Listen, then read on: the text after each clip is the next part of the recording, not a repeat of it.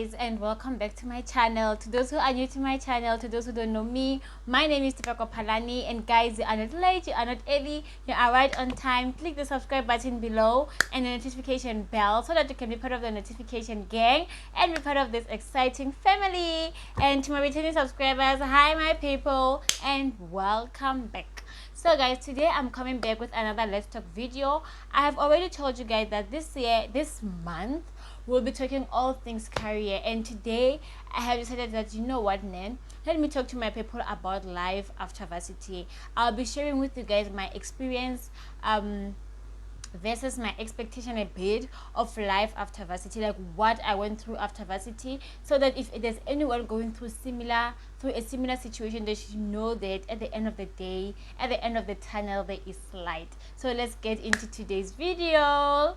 So guys, if you have been on this channel, you will know that I studied geology with the University of Limpopo. So I completed in 2019 and graduated 2020. And 2020, it was during the lockdown. So what happened is, I thought in my mind, basically, like when I was doing my first year, I was thinking, you know what, after graduating I will just nail the job. But that was not the case. So what happened is, December 2019, I got a vacation work. A vacation work is basically like working at a company in order so that they can give you an exposure, you know, to the kind of environment you're gonna work in. So at the end of that vacation week, because the vacation week is only 2 months, December and January, I did ask the lady who was my supervisor to, you know what, like, I want an internship. There was nothing she can do. She's not the owner of the company. If there is no budget, there is no budget. I had to go home. I stayed at home for a period of a month. I was frustrated. I was so frustrated. I got into a prayer and fasting, 21 days prayer and fasting. I do that at the beginning of every year, and that year was my first year doing prayer and fasting. And at the end of my prayer and fasting, I got a job. That job was not a geology job. It had nothing to do with geology. So before actually getting that job, the whole month of February, I was applying for jobs. I put my qualification aside. Like, that one is something that most of us go through. We put our qualifications aside. You even forget you have an honors degree. You even forget, sorry guys, let me do this, yeah. You even forget you have an honors degree. You even forget about your masters and whatever. I did that. I put my qualification aside and I was applying for everything. I was applying for tutoring jobs. I was applying for cleaning jobs. I was applying for admin jobs, clerk jobs. Like, as long as they say computer literacy, mathematics, matric, I was applying.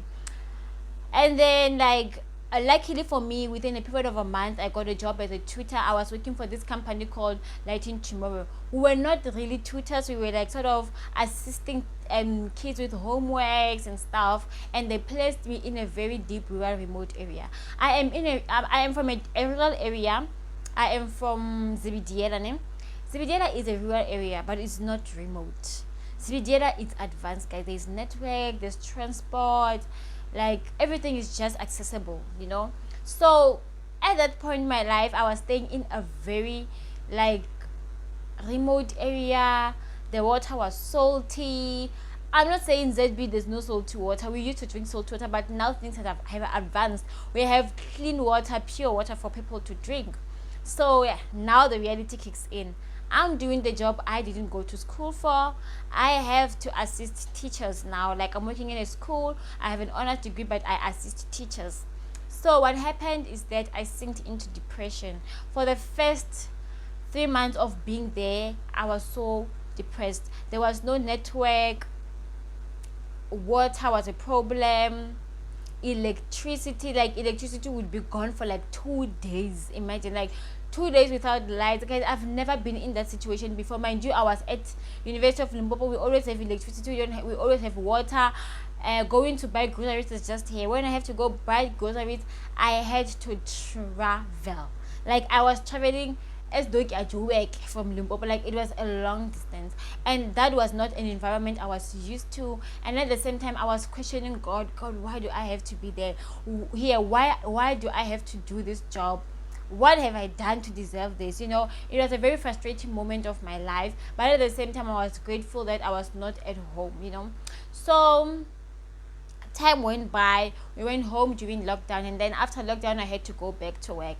Then I moved from a place where I was staying to stay at another place. That place was a bit better. There was no network still. We were struggling with electricity. Guys, the worst part was when I had to take a wheelbarrow and go and push water, because the water was somewhere down there.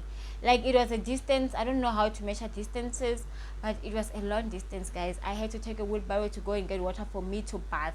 Like, that area had water issues. So guys, that's where I come from. Like, life after varsity will humble you, and if you are experiencing a similar situation, you are not alone. We were there. We didn't get to where we are right now just like that. Like, some people get lucky after varsity, immediately they just go and get a job. They just get a job that they went to school for. They get promoted and stuff. But our stories are not the same, and my story is not your story. Don't be demotivated or be scared from my story, because also when I was in my honors, I had so much fear of not getting a job, because people who have graduated before me were saying like there are no jobs in geology, there are no jobs in geology. But what you need to know is that your life is your story, your journey is your own, it's yours alone, and you are writing your own story, and your story and another person's story are not the same. And whatever that you are going through right now is part of God's purpose. Like, out of this whole experience, I have learned to wait on God. Like, I remember praying, and I had this guy who is a pastor I used to talk to, and he asked me, how are you feeling with regard to this job hunting thing? I told him that I'm content, because I prayed for contentment, and I was like, God, help me to be in this moment, because I believe that in this moment you are actually teaching me something. There is a purpose behind me being here and educating these kids. Maybe it's part of me giving back to the community. I think I'm gonna insert like pictures of where I used to work, and I ended up enjoying my job. I ended up like being in the moment. And the other thing, I was applying for internships, but the whole year I never got a reply. I applied Anglo-American, some companies I didn't even know about them. I was applying for internships, guys. They won't even reply you. They weren't even, I was not alone. I remember I was talking to my other classmate. He was even saying, I've been applying, but there is no reply. And it's so frustrating, guys. But eventually I ended up enjoying my job. So in that company, what we were basically doing, we're teaching kids virtues. We're teaching kids patience, love, kindness, giving, loving, and all those things, and also helping them with their academic field. Like, we're teaching them morals in a way. And I believe like God had put me in that space so that I can also learn those morals for myself. I have learned to be patient. I am a very impatient person. I was a very impatient person, but I have learned to be patient. I have, my level of kindness have like went to another level. I am kind, I know, but I am more kinder now. I believe I am more kinder. I am more patient. I know how to talk to people nicely. I know how to address matters nicely, because that company has groomed me, and I thank God for that experience. It wasn't a nice experience, but I thank God for that experience before I tapped into the industry that I am in right now. I remember when I first started working here as an intern in geology.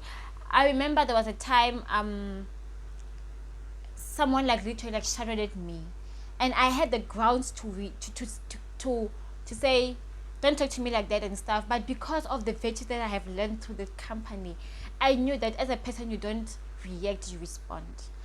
I've learned to respond to situations and not react to situations. I'm not perfect. Sometimes I react, sometimes I respond. But at the end of the day, life after varsity is not going to be perfect. It has taught me to be patient and to wait on God. It has brought me closer to God. It has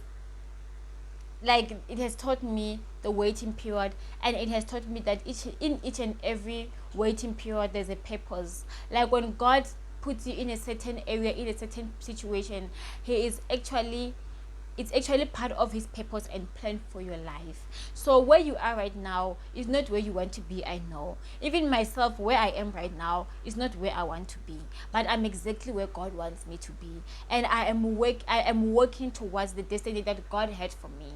For example, I'm gonna go a bit into the Bible. The Egyptians stayed so long in I mean, so the Israelites stayed so long in Egypt.